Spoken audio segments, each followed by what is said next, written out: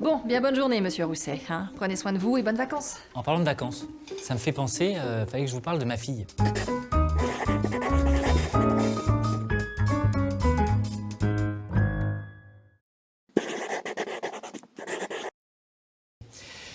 Voilà. L'été, on aime bien faire des apéros. Et du coup, la petite, elle aime bien taper dedans, elle mange des trucs à la cacahuète. La dernière fois, elle a toussé toute la nuit. Alors des fois, elle a même eu un peu de mal à respirer. À quoi c'est dû? Est-ce que vous pensez que c'est une allergie alimentaire? Parce qu'avant, elle pouvait en manger normalement, hein. Franchement. Tout ça pour une cacahuète. Alors déjà, il faut savoir qu'une allergie alimentaire peut se déclencher à n'importe quel âge et touche en France environ 4% des adultes et 8% des enfants. En fait, c'est une réaction inadaptée et exagérée du système immunitaire. Il existe plusieurs types d'allergies, mais dans le cas de votre fille, il se pourrait que ce soit une allergie alimentaire immédiate qu'on appelle aussi IgE médiée. Une allergie apparaît en deux phases. La première, dite de sensibilisation, est silencieuse. Le corps développe des anticorps contre un aliment. Puis la phase de déclenchement lors de la réintroduction de l'aliment.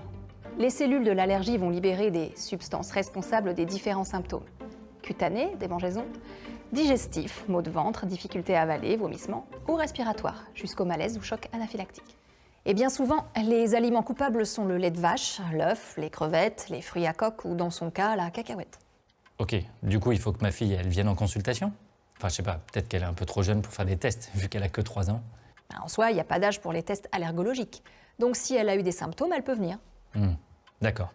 Ok, oh là là. Non, parce que moi, je pensais qu'elle avait juste une petite intolérance alimentaire. Là, c'est vrai que ça fait 3 fois que la gamine, elle tousse comme ma vieille bécane. Bon, effectivement, faudrait peut-être qu'elle consulte. Mais du coup, c'est quoi la différence entre une intolérance et une allergie? C'est vrai que les deux sont souvent confondus. Oui, c'est vrai qu'on confond souvent les deux. L'intolérance provoque des symptômes légers. Par exemple, une intolérance au lactose peut créer des problèmes de digestion, des ballonnements, de la diarrhée, des gaz. Des petites quantités peuvent être tolérées et il n'y a pas de risque vital, mais le corps ne développe pas d'anticorps, enfin des armes si vous voulez, contre les aliments, alors qu'en cas d'allergie, si. Une allergie peut être grave, voire mortelle. Le mieux, ce serait que je la voie pour faire un bilan.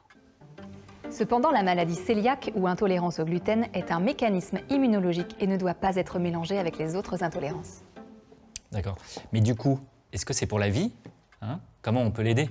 Alors, c'est pas forcément pour la vie, ça dépend du type d'aliment et à quel âge l'allergie est apparue. On peut parfois établir ensemble un protocole d'immunothérapie orale. Et je fais quoi en attendant de vous l'emmener? Déjà, ne plus consommer d'arachides et en prenant bien l'habitude de lire les étiquettes avant de consommer un aliment industrialisé ou au restaurant. Vous devez avoir en permanence avec vous sa carte d'allergique alimentaire, sa trousse d'urgence et un PAI pour l'école. Et je vous remettrai tout ça en rendez-vous quand je la verrai. D'accord. Et si jamais elle mange une petite cacahuète, qu'est-ce qu'il faut faire? Si les symptômes ne sont pas sévères, c'est-à-dire uniquement des manifestations cutanées, démangeaisons, gonflement local de la lèvre ou des yeux, douleur abdominale, elle pourra prendre des antihistaminiques. Ah, antihistaminique? Ça, je connais ça. Et si les symptômes sont plus sévères, vomissements, sensation de malaise, gêne respiratoire, il faudra utiliser rapidement un stylo d'adrénaline. Certaines choses peuvent aggraver la réaction allergique, l'alcool, le sport ou certains médicaments. Ok, donc pas d'aquaponie après une tartine de beurre de cacahuète. Vous avez tout compris. Je crois qu'on est bon. Super. Eh bien, bonnes vacances, docteur. Hein? Puis vous venez prendre l'apéro quand vous voulez, hein, si vous êtes de passage, en Côte d'Armor.